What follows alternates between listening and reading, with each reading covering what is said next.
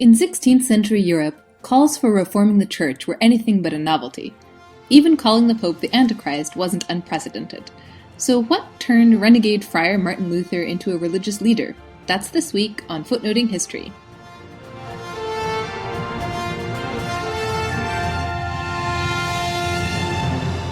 Hello, and welcome to Footnoting History. I'm Lucy, and this week I'll be discussing the many Reformations of 16th century Europe. As a medievalist, of course, I'm especially fond of emphasizing that the idea of reforming the Church was not one that no one was smart enough to have until Martin Luther came along. The idea of reform was so common that a pithy Latin tag was made up to go with it: Ecclesia semper reformanda. The Church is always in need of reform. The conversations about reform that took place in the later Middle Ages were crucially shaped by the Fourth Lateran Council, which took place in 1215, and demanded a clearer divide between clergy and laity, and that clergy should be both spiritually pure and theologically well educated in order to properly guide their flocks. Human nature being what it is, this didn't always happen. And so the ecclesiastical hierarchy was, in a sense, rendered vulnerable by the high expectations that they succeeded in creating. The late medieval church, especially, was shaped by calls for reform. The 14th century schism, in which two popes were elected and proceeded to excommunicate each other, had left the church financially strapped and with a crisis of public confidence in its spiritual efficacy. The presence of rival popes explains both phenomena. There were two ecclesiastical governments to fund, each with only about half of Europe's tithes, taxes, donations, and payments for various bureaucratic services. The crisis of having two heads of the Church Universal really explains itself. With much of the church hierarchy looking less than ideal as spiritual role models, theologians, mystics, and preachers had turned to new emphasis on the importance of the soul's relationship with God. This, of course, had been a favorite theme with mystics since, forever, but especially since the 12th century. And with the continuing growth in numbers of relatively prosperous city dwellers who could afford personal devotional books, this emphasis on spiritual development grew ever stronger. So what we're looking at the time of what became known as the Capital R Reformation is not a corrupt and spiritually bankrupt church in need of a great awakening. What we're looking at is a vibrant climate of popular religion coupled with a simmering mistrust of ecclesiastical authority figures who are busy trying to fix their own institutional problems. Even without 2020 hindsight, it's easy to see how this became an explosive combination. Even the documented diversity of popular spirituality was considerable, and probably only a fraction of what was actually out there. The myth that no diversity of belief was tolerated by church officialdom is one of my favorite pet peeves. In order to be condemned as a heretic, you had to have opinions that were unorthodox in the strictest sense of the word, about something really vital to doctrine, like the nature of God. Then you had to go public about it. If you just had your private doubts, that was fine. That was between you and your confessor. If you were telling all your neighbors that you had doubts about the nature of God or sacraments, then that was a problem. But there was a third thing. You had to persist obstinately in your heretical opinions, despite the best efforts of priests and theologians to talk you out of it. In other words, if you believed something iffy about a vital matter of doctrine because you hadn't been taught any better, it wasn't your fault. So, how Martin Luther, theology student, friar, and priest, got to being declared an obstinate arch-heretic is a long story, which I will tell after going into a few of the political and economic factors which made his teachings and their popularity so alarming to many ecclesiastical and temporal authorities. First, a disclaimer about regional reformations. The changing religious landscape of the late 15th and 16th centuries was not the result of a domino effect spreading out from where Luther stood and defied the assembled authorities at the Diet of Worms, or Worms, as it is funnily called in English.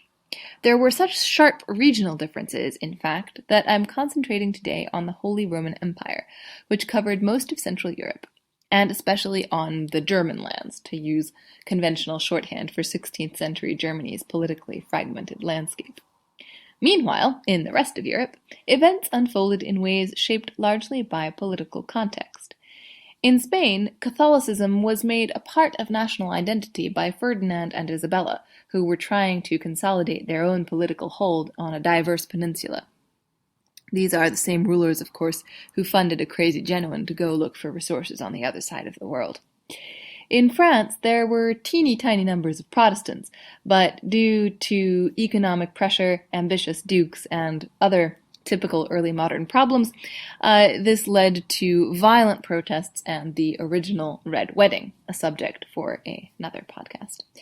In England, Henry VIII went in a short time from the defender of the faith, who earned his title writing about the sacraments, defending them against Martin Luther, to the subject of the original celebrity divorce case, its own special Reformation-y thing.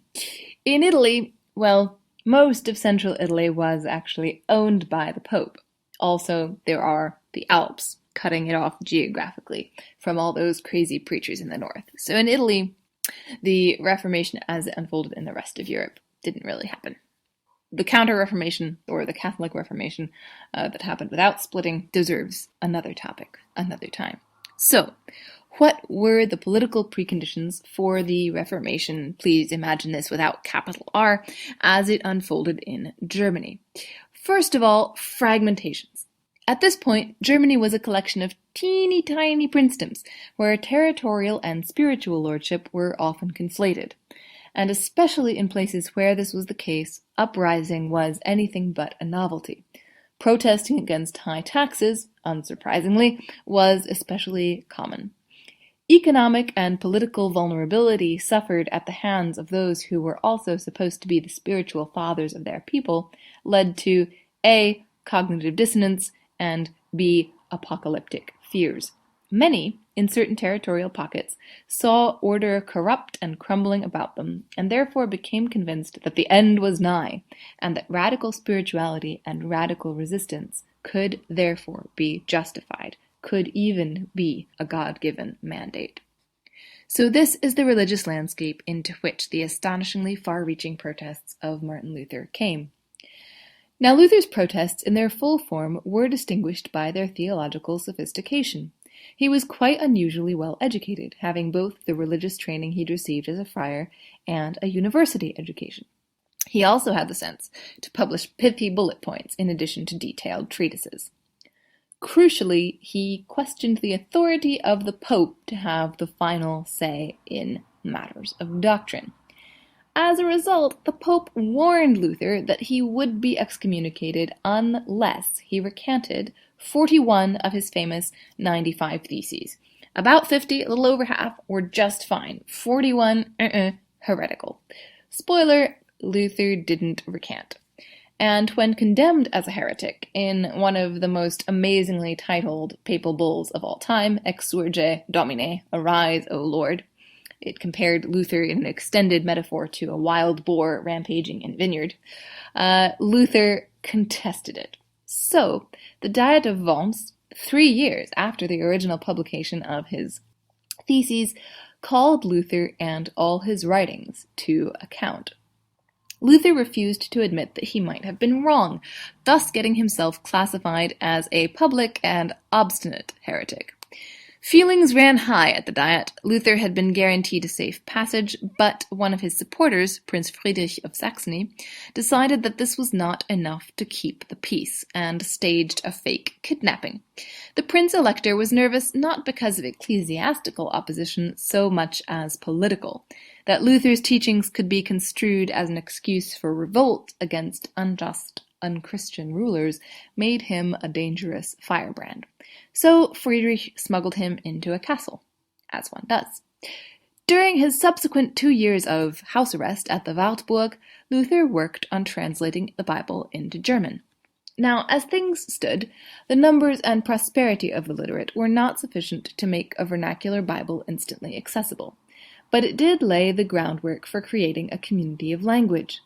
Over the course of subsequent decades and centuries, Luther's German would shape the common vocabulary of those who had hitherto been divided by regional dialects. But I digress. During and after this time, the word of protest and debate continued to be spread through preaching, through pamphlets, multimedia, with both images and easily remembered poems, and through hymns. The phenomena of Reformation were largely urban. Sermons and documents both traveled easily along the well-developed trade routes between prosperous German cities. And long-standing habits of using private devotional books, of receiving all sorts of messages in pamphlet form, contributed to giving these rapidly reproduced assertions of belief authority. Very often, calls for theological reformation could not be uncoupled from political debates about what the acceptable methods of working for change in a community were, about what forms the ideal community should take, and about what models should be used. So Calvin, Ulrich Zwingli, another awesomely named reformer, and Luther all had somewhat different answers to this question of what the ideal city, the New Jerusalem, should look like on earth, and exactly what authority having the right beliefs could confer. Now, the political theological discontent came to a head in what came known as the Peasants Revolt from 1522 to 25, a bloody conflict which Luther first tried to forestall, writing sympathetically to the discontented tenants, saying, "Have patience, do not revolt against your lords, this is not divinely mandated, pray and have patience." And in Luther's defense, this was not the words of an oppressor trying to keep some cushy position he himself had. He just saw that things might end very, very badly as the conflict dragged on, and it was bloody and disastrous for almost everyone involved. He turned against the peasants and called them rampaging hordes and all sorts of nasty things. But when the dust of political and armed conflict had cleared, the question of religious community remained very much up for grabs. Various forms of Protestantism occasioned almost unthinkably far-reaching transformations in popular culture, redefining sacred space, redefining the calendar itself. At the same time, Lutheranism, pejoratively labeled thus by its opponents, merely the followers of this one man and his crazy ideas, lacked at the outside any kind of clear definition. Luther himself said, "Look, I'm not a heretic. You can't put me outside the church. I'm just protesting." But the only way that Luther's followers had of defining themselves was against the things they didn't like, their rejection of church hierarchy. And many pamphlets of the so-called pamphlet wars can be difficult for historians to interpret because they use, from all sides, very similar terms, debating truth and condemning superstitious practices of the opposite faction. Now, this upset necessitated some sort of agreement being hammered out on the political level, some sort of solution to a problem of new religious diversity that really was not going away. Diversity of thought was long-standing, but now we are talking formal separation. Priests who say, "Oh, I'm not Catholic anymore." Monks and nuns who leave the church. People who just simply say, "Look, we have our own sacraments now. We don't need you." So something had to be done. Political compromises were facilitated by a long tradition of princes becoming increasingly powerful relative to ecclesiastical authorities. So it was from secular rulers that a solution to the new problem of a two-confession Europe actually came. Power games and conflicts were ongoing and could be violent. Charles V, the young emperor, had long feared losing control over, and the revenues from, the prosperous cities of his empire, many of which had become Protestant. He also feared, however, losing necessary financial support from the kings of France, leurs très catholiques majestés, their very Catholic majesties, as they were known. And so we come to the most important event in the history of the world, the Council of Augsburg, where prelates and secular rulers and members of the laity all gathered together. Here were laid out the essentials, the distinctive doctrines of Lutheran belief in a similar way to what the Council of Trent would do for Catholicism some decades later. Furthermore, it laid the groundwork for peaceful and prosperous coexistence between lords and peasants, Catholics and Protestants, more or less on easy terms.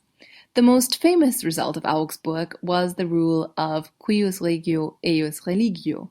The confession chosen by a ruler would determine the official allegiance of his subjects. As a corollary of this, they established the Auswanderungsrecht, the right of any citizen to move to a neighboring territory without molestation of their persons or property. So if I were a Catholic merchant in newly prosperous Nuremberg, I could get up and leave, technically, without suffering disadvantages. Nevertheless, the consequences of such uprooting could be severe. Many, especially members of splinter groups, ended up in colonies in the New World. Others did simply move to new land and new cities. Despite the best efforts of church authorities and pamphleteers, however, people did continue to happily ignore the supposedly hard lines between Catholicism and its discontents. The Utrechists, for instance, were a group who got their name from their belief that the sacrament of the Mass was valid whether celebrated by Catholic or Lutheran priests. Other groups, like the Anabaptists, separated themselves from Catholicism and Lutheranism alike, which usually ended badly for them, doubly marginalized as political and religious dissidents.